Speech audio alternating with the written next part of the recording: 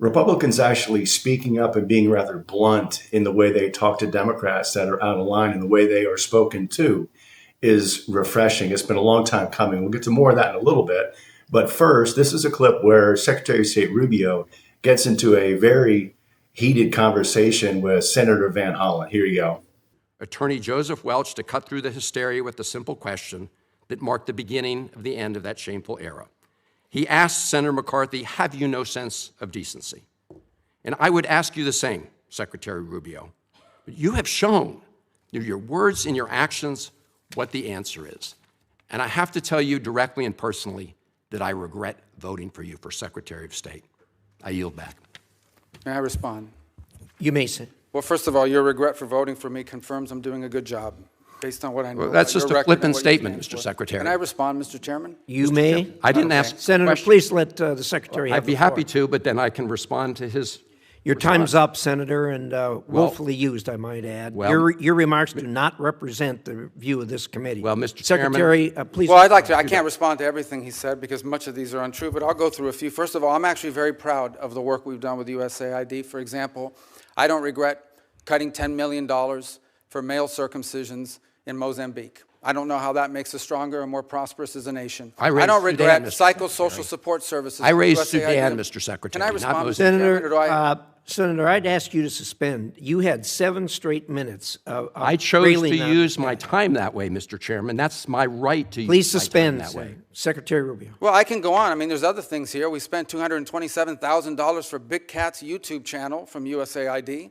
We spent $14 million for social cohesion in Mali, whatever the hell that means. So I can go on and on. I got the list here, and there's more. I didn't even bring the whole list. In the case of El Salvador, absolutely. Absolutely. We deported gang members, including the one you had a margarita with. And that guy is a human trafficker, and that guy is a gangbanger, and the evidence is going to be clear. In the days to come, you're going to see who you went to defend. Senator, I'm sorry, please, Mr. Chairman. Secretary Rubio has the floor. Mr. Chairman, he can't make unsubstantiated Senator, comments like that. Secretary Rubio has the floor. You've had Secretary your time. Rubio should take that testimony to the federal court in Senator, the United States because he hasn't done it under oath. Here's another point, okay? There is a division in our government between the federal branch and the judicial branch. No judge in the judicial branch cannot tell me or the president how to conduct foreign policy. No judge can tell me how I have to outreach to a foreign partner or what I need to say to them. And if I do reach to that foreign partner and talk to them, I have under no obligation to share that with the judiciary branch. Just like a judge cannot order me to negotiate with a foreign minister of Russia, they cannot order me to negotiate with a foreign minister or the president of El Salvador. And if I did negotiate with them, which we have responded to them, and we've told them we've had communications with the president of El Salvador, I am under no obligation under our division of powers in this country and to share with the judicial branch how I conducted diplomacy of the United States. It would actually be counterproductive. If I started sharing with courts, or frankly, with the media, my conversations with foreign leaders and all of their details, no foreign leader would talk to me again, and we would break trust with them. So I have complied with every court order. What I won't comply with is an order to disclose what I'm saying and what we're talking about with a foreign leader, because then they won't talk to me. Diplomacy doesn't work that way. About the student visas, let me say this. I don't deport anybody, and I don't snatch anybody. The State Department does not have officers in the street snatching everybody. What I do is revoke visas, and it's very simple. A visa is not a right. It is a privilege. People apply for student visas to come into the United States and study. And if you tell me that you're coming to the United States to lead campus crusades, to take over libraries and try to burn down buildings and acts of violence, we're not going to give you a visa. Is that what Ms. Ozturk did? We're not going to give you a visa. Is that what she did? Come on, Mr. Secretary. And every single one of these cases, the factors are different. Senator, the bottom line is if you're coming here to stir up trouble on our campuses, we will deny you a visa. And if you have a visa and we find you, we'll revoke it. And we're going to do more. There are more coming. We're going to continue to revoke the visas of people who are here as guests and are disrupting our higher education facilities. People are paying money. These kids pay money to go to school, and they have to walk through a bunch of lunatics to the who are here on student papers visas. disrupting the Simple foreign as policy of the United States. I want to do more. I hope we can find more of these people. That's pathetic, Mr. In fact, Secretary. the other day, some guys led a riot. I forgot what university it was, and I asked, please, can you find the arrest records of all the people that were arrested at that riot at that campus? Because if any of them have a visa, we're going to revoke it. I feel so much safer when you lock up people like Ms. Ozturk, Mr. Secretary. We've had enough time on the subject. Thank you very much. And let me know in the comments down below what you think about that interaction. Quite frankly, it's refreshing to me. It's been a long time coming.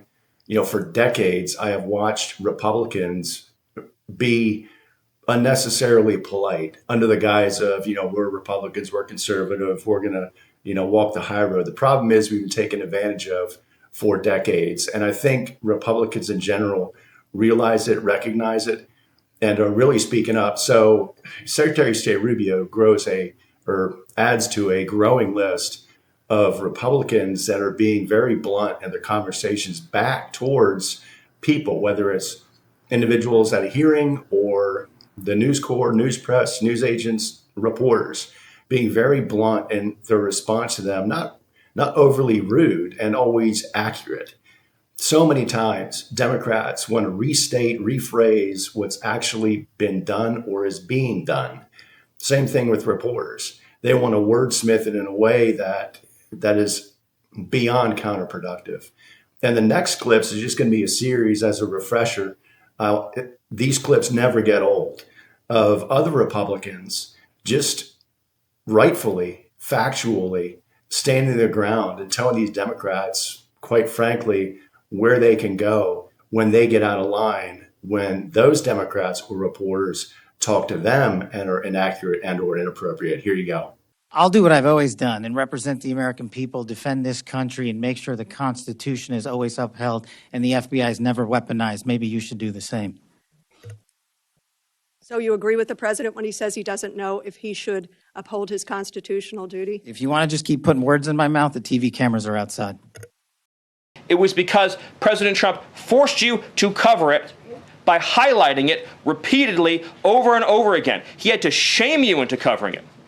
And each and every one of you that sides over and over again with these MS-13 terrorists, to the extent that you have the financial means to do so, you all choose to live in condos or homes or houses as far away from these kinds of gangbangers as you possibly can. If you choose to have a U.S. citizen child, knowing you're in this country legally, you put yourself in that position. You put your family in that position. What we did is remove children with their mothers who requested the children depart with them. This was a parental decision. Parenting 101.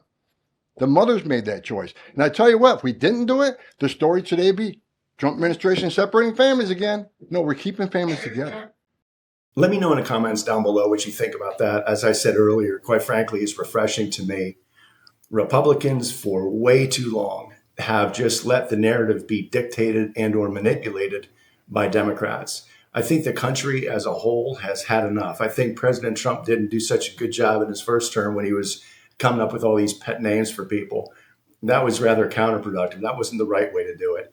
And you'll notice he's not doing that like he did before. He's not doing it at all, in part because now he's got an army of department heads and secretaries who are fighting the good fight for him, which allows President Trump to focus on important things like negotiating a deal with Nippon Steel, which is going to help steel manufacturing in Pennsylvania, negotiating with the Middle East, not the least of which is Saudi Arabia, to try to get economic development there, but also to get those countries to invest here, which is a good thing. And there you've got Putin, Zelensky trying to figure out how to end the war in Ukraine. He's got time to focus on that because he's got his people that he did a much better job selecting this time around, fighting that good fight for him, getting the message across and being blunt with their deliveries and their counterpunches when they have to. As I said, let me know in the comments down below what you think. Is it refreshing to see it? Or if you're a Democrat, and I certainly get plenty of Democrats who think rather differently than I do. But regardless, let me know in the comments what you think. If you enjoyed the video, give it a thumbs up. Want to see more like it, subscribe, share it with somebody if you know somebody that's interested in the topic as well. And as always, until next time, God bless. Love you all.